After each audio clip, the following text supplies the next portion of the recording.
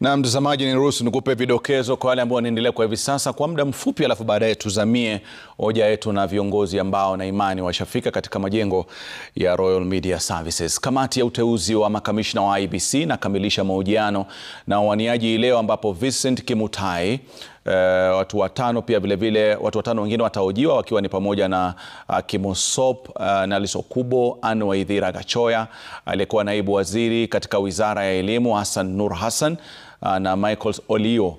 Baadaye pia vile kamati hiyo itafanya mkutano wa faragha na kuandaa ripoti yake, kisha kuwasilisha majina ya watu wawili wanaopendekezwa kwa nafasi ya mwenyekiti wa iebc na majina 9 ya wanaopendekezwa kwa nafasi ya makamishna. Rais atateua mwenyekiti mmoja na makamishna 6 kutoka kwenye orodha hiyo. Kwa sasa tusikize wale ambao wanaendelea kusailiwa. Shares the information rights to the stakeholders. We had 2 particular incidences, and the board members, that I remember one of the board members one time telling Vincent, "You're too kind, why are you not firm?" And I remember, you know, we are doing interviews. You see the way you're doing interviews here. You have shortlisted candidates. You have then calls those candidates after the interviews, asks for resources. I remember, Prof, I was called as a result of that to 2 incidences. I had to appear before a parliamentary committee because the person wrote to Parliament saying we are not doing this.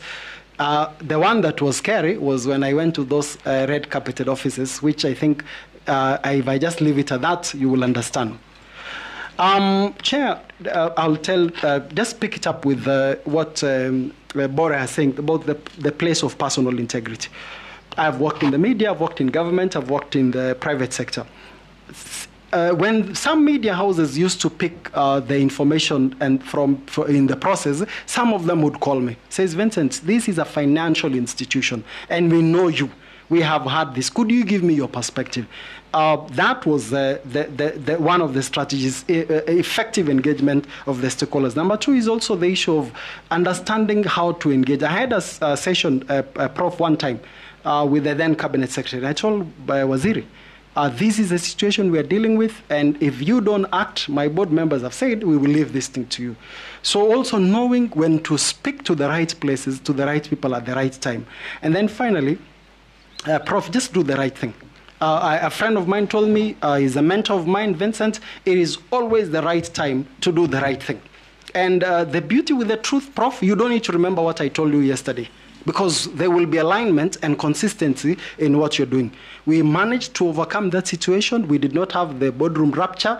We steered the organization, and today, Prof, I'm very happy to report the UFA has a quantum of, I think, close to 60 billion because of that track record, setting the laws, leading by example. At times I visit there, Prof, no one knows me, but the joy that you can build something that others will benefit years down the line. And I think if we mirror some of these things in the iebc, Prof, allow me to say this, because the iebc, if you look at it very clearly, you see the iebc in the preamble of the Constitution, you see the iebc in Chapter 1, through many provisions all the way to the amendment of the Constitution. So it's a very critical institution that requires not only technical ability, but also personal integrity.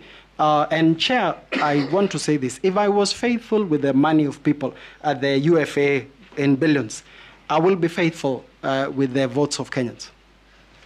Thank you, Chair. Okay, it's not too long since Vincent was in high school. You might remember some things. You want to ask him some questions? Be kind to me, Prof. Sure, Chair. We usually start with an area in which you are an expert. I mean, you are an impeccable person in policy, right from Institute of Economic Affairs to Institute of Legislative Studies. Yes. Every other election year, political parties come up with manifestos. Yes, and I've drafted some. Which they translate into working documents. Yes. KANU Manifesto, Sessional Paper number 10 of 1965, NAC Manifesto, Economic Recovery Strategy, Jubilee Manifesto, Agenda 4.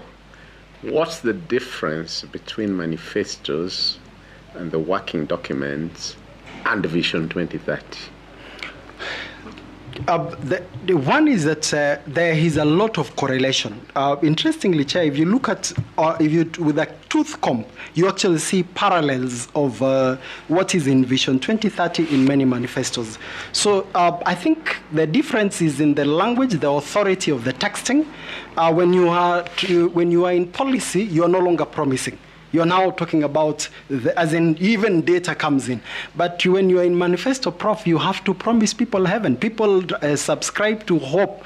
And so that is, I would say, in terms of form, you can have, the substance may mirror each other. Like if maybe you bring the aspect of, yes.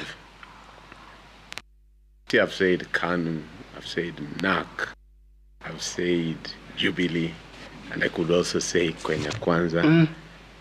Then there is Vision 2030. Yes, Prof. I'm trying to see the main difference. You can see all these others are pigeonholed in a particular party and regime. I see. At times, policies could transcend time. Like, for example, Vision 2030, we are now on the MTP4, which we have one last one coming. So the transcendent dimension of policy, they are across time.